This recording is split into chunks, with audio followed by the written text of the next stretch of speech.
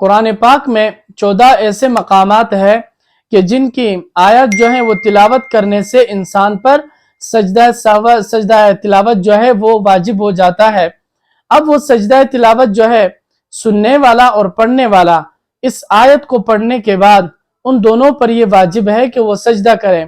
چاہے وہ اس کا ارادہ کرے یا نہ کرے۔ دونوں صورتوں میں ان کو جو ہے وہ سجدہ تلاوت یعنی تلاوت کا جو سجدہ ہے ان پر واجب ہے، ان کو کرنا چاہیے، ان پر واجب ہے۔ اگر نہیں کرے گا تو گناہگار ہوگا۔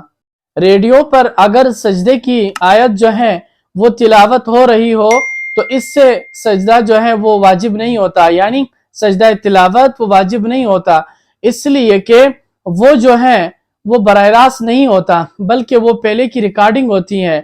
البتہ اگر براہ راست تھا تو پھر جو ہے آپ پر واجب ہوگا۔ اسی طرح ٹی وی پر بھی یہی حکم ہے کہ مثلا اگر کوئی شخص تلاوت کر رہا ہو اور وہ براہ راست ہو تو آپ پر سجدے کی جو آیت ہے وہ سنتے ہی آپ پر سجدہ تلاوت جو ہے وہ واجب ہو جائے گا۔ اگر وہ براہ راست نہ ہو، وہ بھی کوئی ریکارڈنگ ہو، تو اس صورت میں آپ پر واجب نہیں ہوگا۔ ان دونوں صورتوں میں اس بات کا خیال رکھنا ضروری ہے کہ کیا یہ جو سجدے کی آیت ہے اور تلاوت کی جا رہی ہے کیا یہ براہ راست ہے؟ اگر براہ راست ہے تو واجب ہوگا، نہیں ہے تو واجب نہیں ہوگا۔ سجدہ تلاوت جو ہے وہ ایک سجدہ ہوتا ہے، یعنی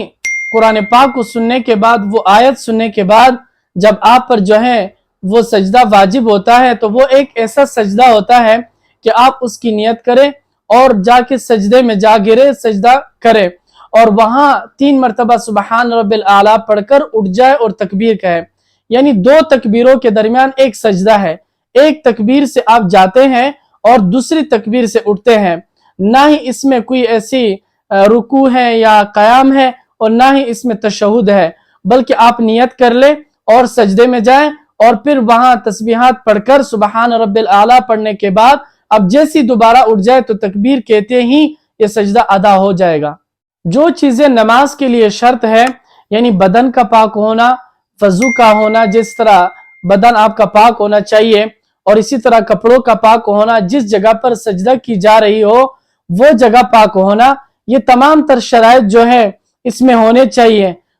سوائے اس ایک شرط کے یعنی تکبیر تحریمہ کے، یہ نہیں ہے اس میں، بلکہ آپ تکبیر کہتے ہی سجدے میں جائیں اور سجدہ کر لے اور وہاں سے اٹھ کر تکبیر کہتے ہی ختم کریں۔ یہ تمام تر شرائط ان میں بھی ضروری ہے، مثلا بدن آپ کا پاک ہو، کپڑے پاک ہو اور جس جگہ پر سجدہ کی جا رہی ہے وہ جگہ پاک ہو، اور نماز کے لیے جو شرائط میں سے نماز کا وقت ہونا، کسی کوئی ایسا وقت مکروہ وقت نہ ہو بلکہ کوئی ایسا صحیح وقت ہو، اس وقت ان اوقات میں جو ہے سجدہ کی جائے۔ جس شخص کے ذمہ قرآن مجید کے جو آیتیں انہوں نے تلاوت کی ہے اور اب بہت سارے سجدے جو ہیں یعنی سجدے کی آیت انہوں نے جو ہے وہ تلاوت کر لی، اب اس پر بہت سارے سجدے واجب ہو چکے ہیں، اب یہ شخص جو ہے وہ اب لوٹانا چاہتا ہے تو اس میں یہ ضروری نہیں ہے کہ میں نے فلاں کب تلاوت کیا تھا آیت اور فلاں آیت کب تلاوت کیا تھا، بس آپ کو جتنے سجدے یاد ہے ترتیب سے ادا کر سکتے ہیں، ایک جگہ بھی ادا کر سکتے ہو، ہر دن ہر نماز کے بعد ایک ایک سجدہ کر کے بھی ادا کر سکتے ہو۔ مثلا یہ نہیں ہے اس کو چھوڑنا، جو لیٹ کرنا یہ مکروہ تنزیہی ہے، لیٹ نہیں کرنا چاہیے، فوراً ادا کر لینا، اور اگر انسان ہے کسی وجہ سے ہو جائے تو بعد میں لوٹانا آپ پر واجب ہے۔